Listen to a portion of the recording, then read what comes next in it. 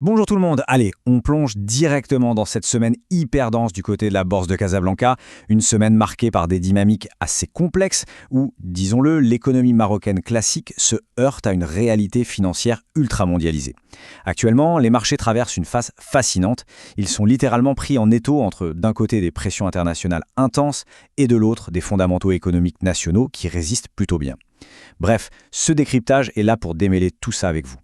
Au menu d'aujourd'hui, on fait le point sur le climat macroéconomique du MASI, on va décrypter le sentiment de marché, checker les leaders et les retardataires du momentum, faire un gros plan sur les résultats d'entreprise, analyser le virage stratégique de Mars à Maroc et on terminera par un petit guide stratégique pour vos portefeuilles. C'est parti pour notre première section, le climat macroéconomique du MASI. Alors, avant de zoomer sur des actions précises, il faut vraiment qu'on prenne un peu de recul. Les chiffres de la bourse, ça ne flotte pas dans le vide, n'est-ce pas? C'est le reflet direct des vents économiques du pays. Le MASI a grignoté un petit 0,61% cette semaine pour clôturer, tenez-vous bien, à 18 696 points et des poussières. Concrètement, qu'est-ce que ça veut dire? Eh bien, ça ramène notre contre-performance annuelle à un minuscule moins 0,79%. En gros, le marché a quasiment effacé toutes ses pertes de l'année. Une belle petite résilience. Et le contexte national explique pas mal de choses. D'un côté, on a une croissance du PIB qui est vraiment solide, estimée à 5%, couplée à une inflation hyper maîtrisée autour de 2%. C'est presque le scénario idéal. Sauf que, oui, il y a un gros mais. Le chômage reste bloqué à 13%.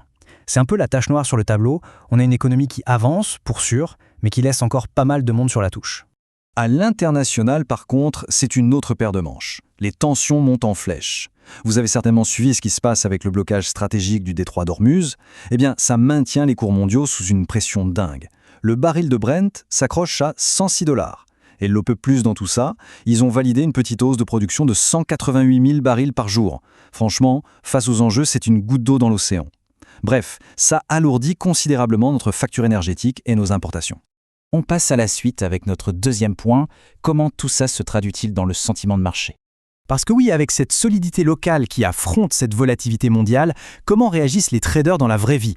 L'indice Live Fear and Greed de la place boursière, qui mesure l'appétit pour le risque, est pile poil à 44 sur 100. C'est fascinant.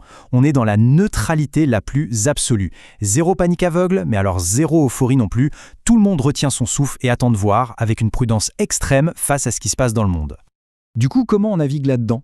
C'est là qu'intervient le scoring technique du momentum. Imaginez que c'est tout simplement le compteur de vitesse du marché. Cet outil croise les volumes de transactions avec des indicateurs bien connus des pros, comme le RSI ou le MACD. Pour les gérants de portefeuille de détail, c'est littéralement la boussole indispensable pour filtrer le bruit quotidien et repérer la vraie force d'une tendance. Ce qui nous amène à notre troisième partie, les leaders et les retardataires de ce fameux momentum. Parce que sous cette apparente neutralité de l'indice, croyez-moi, ça bouge avec une violence incroyable en interne.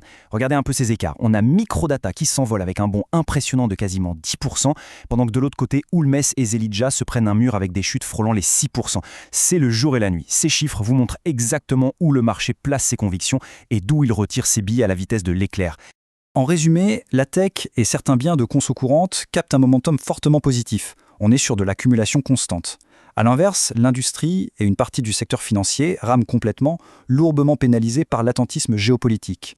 Quatrième point à l'ordre du jour, le zoom sur les résultats d'entreprise.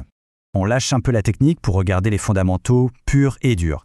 Les derniers rapports trimestriels nous montrent très exactement comment le contexte macro vient taper dans les bilans.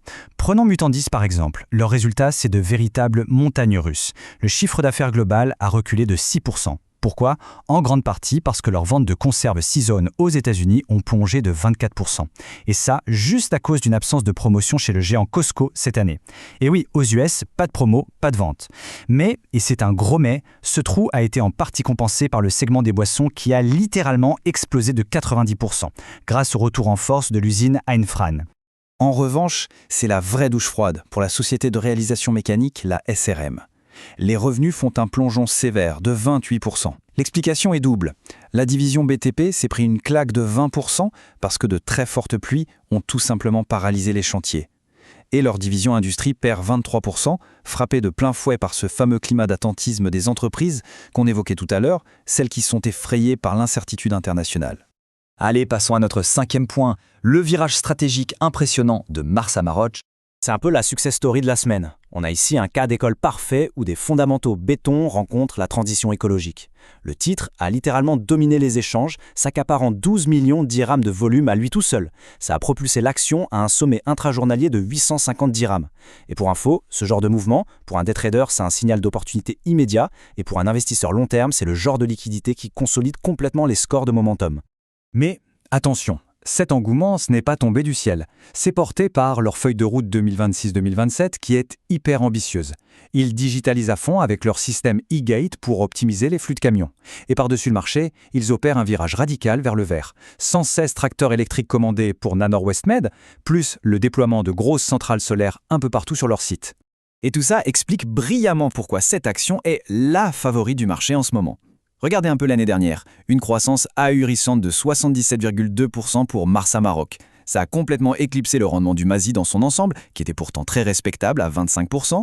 La leçon à retenir, une transition verte couplée à une stratégie de digitalisation claire, eh bien ça paye sur les marchés. 6e et dernière partie, le guide stratégique de l'investisseur. Voyons comment mettre tout ça en pratique. Alors, avec ce marché hyper neutre, ses craintes mondiales et ses résultats d'entreprise très variables, on fait quoi ?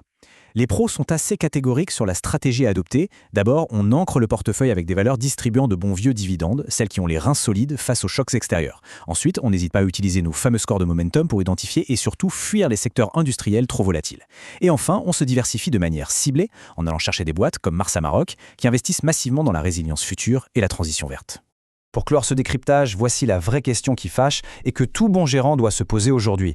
Est-ce que votre portefeuille n'est pas devenu un peu trop craintif ? Face aux risques géopolitiques immédiats, est-ce qu'on ne serait pas en train de passer complètement à côté de l'expansion économique structurelle du Maroc sur le long terme ? C'est le vrai casse-tête du moment, se protéger à court terme sans sacrifier la croissance de demain. Je vous laisse méditer là-dessus et on se dit à très vite pour un prochain point marché.